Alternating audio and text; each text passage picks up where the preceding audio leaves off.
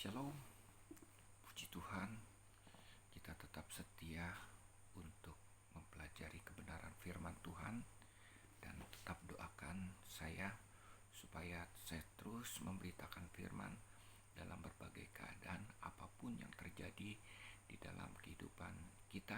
Kita tetap setia untuk merenungkan firman Tuhan, mendengarkan firman Tuhan, dan saya sebagai seorang hamba Tuhan tetap setia memberitakan firman Tuhan, kebenaran yang menjadi pegangan di dalam kehidupan kita dan mengubah kehidupan kita semakin hari menjadi serupa dengan Tuhan Yesus, karena kita menjadi pelaku firman, dan firman itu menjadi rema di dalam kehidupan kita. Kali ini kita akan ambil dari Yohanes 13 ayat 31 sampai 35. Yohanes 13 ayat 31 sampai 35. Saya beri judul Ciri Murid Yesus Sejati. Ciri-ciri murid Yesus sejati. Yohanes 13 ayat 31 sampai 35.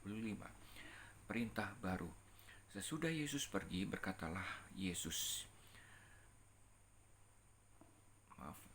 Sesudah Yudas pergi, berkatalah Yesus, sekarang anak manusia dipermuliakan dan Allah dipermuliakan di dalam dia. Jikalau Allah dipermuliakan di dalam dia, Allah akan mempermuliakan dia juga di dalam dirinya dan akan mempermuliakan dia dengan segera. Hai anak-anakku, hanya seketika saja lagi aku akan ada bersama kamu. Kamu akan mencari aku. Dan seperti yang telah kukatakan kepada orang-orang Yahudi, ke tempat aku pergi, tidak mungkin kamu datang. Demikian pula aku mengatakannya sekarang juga kepada kamu. Aku memberikan perintah baru kepada kamu, yaitu supaya kamu saling mengasihi sama seperti aku telah mengasihi kamu. Demikian pula kamu harus saling mengasihi. Dengan demikian semua orang akan tahu bahwa kamu adalah murid-muridku, yaitu jikalau kamu saling mengasihi. Bapak Ibu saudara-saudara yang saya kasihi, sering kita melihat ciri-ciri pengikut suatu agama dari pakaiannya, ya, dari penampilan wajahnya, penampilan tubuhnya, ya. Katakanlah kalau seseorang menggunakan hijab, kita bisa tahu itu adalah orang muslim, ya. Lalu kemudian dia berjenggot, ya, itu orang muslim yang sejati. Demikian juga dengan orang-orang Kristen, Bapak Ibu saudara-saudara yang saya kasihi, khususnya jemaat suatu gereja. Ya, ada satu gereja di kota besar, gereja yang cukup besar, ya, dan banyak pengikutnya, banyak anggotanya, Bapak Ibu. Kalau kita mau tahu anggota dari gereja tersebut, dilihat dari punya ciri khusus dibandingkan dengan anggota gereja yang lain, ya. Apa itu? Khususnya ibu-ibu, kalau dia punya sasak yang mumbul tinggi, kita tahu bahwa itu adalah anggota gereja tersebut. Karena apa? Gembalanya, pengerja-pengerjanya, khususnya wanita, mempunyai rambut sasak yang mumbul tinggi, Bapak Ibu, ya. Jadi menurut saya itu adalah ciri khas daripada anggota gereja tersebut, ya.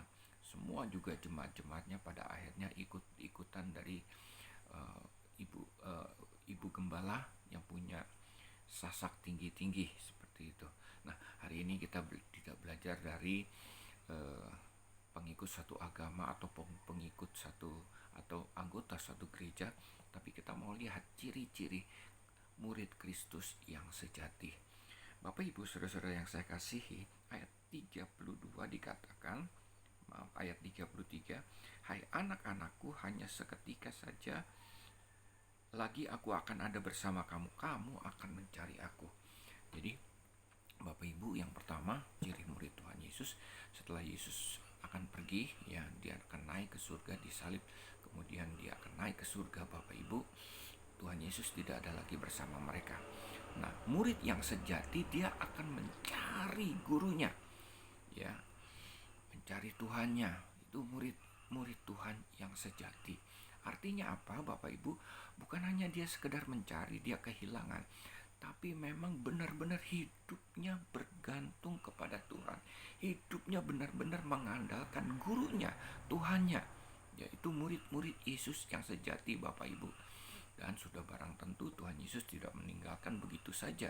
Dia berjanji ketika dia naik ke surga, duduk di sebelah kanan Allah Bapa, dia akan kirim Roh Kudusnya. Dia berjanji tidak akan pernah meninggalkan dan membiarkan kita. Itu janji Tuhan, ya. Jadi yang pertama, Bapak Ibu, murid Yesus yang sejati adalah orang yang benar-benar hidupnya mengandalkan Tuhan, percaya bahwa Tuhan itu sanggup diandalkan di dalam kehidupannya.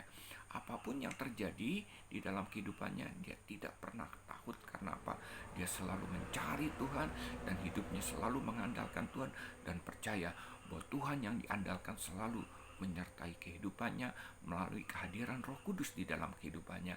Dan bukan hanya di dalam kehidupan keseharian dia mendapatkan pertolongan Tuhan, tetapi karena Roh Tuhan tinggal di dalam kehidupannya akan mengubah kehidupannya untuk menjadi orang percaya dan sanggup untuk meninggalkan dosa dan menjadi orang yang merdeka di dalam Tuhan. Itu ciri yang pertama, Bapak Ibu. Dan yang kedua, Bapak Ibu, di dalam ayat 34 dikatakan, aku memberikan perintah baru kepada kamu, yaitu supaya kamu saling mengasihi sama seperti aku telah mengasihi kamu. Ya, ekspresi dari orang-orang yang mencari Tuhan dan mengandalkan Tuhan, Bapak Ibu, yang kedua, dia mengasihi Tuhan.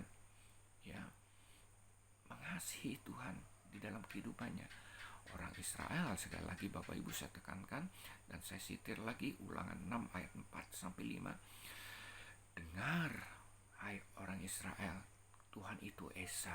Kasihilah Tuhan Allahmu dengan segenap hati, jiwa, dan kekuatan. Shema, dengar. Ya, Tuhan itu Esa. Enggak ada Tuhan-Tuhan yang lain. Maka oleh karena itu, kasihilah Tuhan Allahmu dengan segenap hati, jiwa, dan kekuatan. Seperti Tuhan Yesus katakan di dalam Matius 22 ayat 37. Hukum yang utama adalah mengasihi Tuhan dengan segenap hati, jiwa, dan kekuatan, Bapak Ibu. Ya. Jadi ciri yang kedua adalah mengasihi Tuhan dengan segenap hati, jiwa, dan kekuatan. Dan sudah barang tentu kalau orang yang mengasihi Tuhan, Bapak Ibu, dia akan mengasihi sesamanya manusia seperti dirinya sendiri. Ini juga dikatakan di dalam Matius 22 ayat 37 sampai 39, Bapak Ibu. Ya. Jadi seorang murid, Bapak Ibu, bukan hanya dia tindakannya adalah mengasihi Tuhan, pergi ke gereja, melayani Tuhan, dia beribadah kepada Tuhan, dia membaca Alkitab. Ya, bukan hanya sekedar orang yang mencari kekudusan untuk dirinya sendiri, tapi lebih daripada itu, dia mengasihi sama melayani. Ya. Dan ini bukan hanya sekedar ucapan bibir belaka, Bapak Ibu, tetapi satu tindakan nyata di dalam kehidupannya. Melalui tindakan-tindakannya dia care, dia peduli dengan orang lain, bukan campur tangan urusan orang lain, tetapi dia mempunyai kepedulian terhadap sesamanya sendiri, orang-orang yang ada di dalam gereja, di dalam keluarganya, di dalam keluarga besarnya, dan di dalam masyarakat. Dia orang menjadi orang yang mencintai, mengasihi sesamanya. Ya, jadi sekali lagi ini bukan satu tindakan yang ekspresif, ya, tapi lebih show off, tetapi lebih daripada itu adalah sikap yang nyata dari satu tindakan, dengan satu tindakan yang nyata pula, gitu. Jadi itu yang kedua, Bapak Ibu. Dan yang terakhir, pada akhirnya di dalam ayat 32 dikatakan jikalau Allah dipermuliakan di dalam dia. Ya, ayat 31, sesudah Yesus pergi berkatalah Yesus, sekarang anak manusia dipermuliakan dan Allah dipermuliakan di dalam dia. Jikalau Allah dipermuliakan di dalam dia, Allah akan mempermuliakan juga di dalam dirinya. Tindakan-tindakan Tuhan Yesus Kristus di dalam dunia ini dengan menyalibkan diri di kayu salib untuk menebus dosa-dosa kita, Bapak Ibu, kelihatannya satu tindakan yang memalukan, karena salib adalah lambang hukuman. Tetapi dia lakukan untuk apa? Karena dia mengasihi manusia, untuk menebus dosa-dosa manusia, karena dia Allah. Ya. Nah, tindakan-tindakan nyata seperti inilah pada akhirnya yang mengasihi manusia, yang pada akhirnya hidupnya mempermuliakan Tuhan. Bapak Ibu, tindakan-tindakan kita bukan hanya sekedar mempermuliakan kekristenan, ya. Orang-orang Kristen hidupnya berubah, orang-orang Kristen mengasihi Tuhan, tapi lebih daripada itu, siapa Tuhannya? Itu yang tujuan yang terakhir. Siapa dan tujuan yang utama? Siapa Tuhannya? Oh, Tuhannya Yesus Kristus yang mengubah kehidupannya, dan ini amat sangat mempermuliakan Tuhan. Bapak Ibu, saudara-saudara yang saya kasihi, saya percaya kehidupan kita semakin hari akan semakin berubah, dan pada akhirnya kehidupan kita akan mempermuliakan Tuhan. Itulah ciri-ciri murid Tuhan Yesus. Tuhan memberkati. Shalom.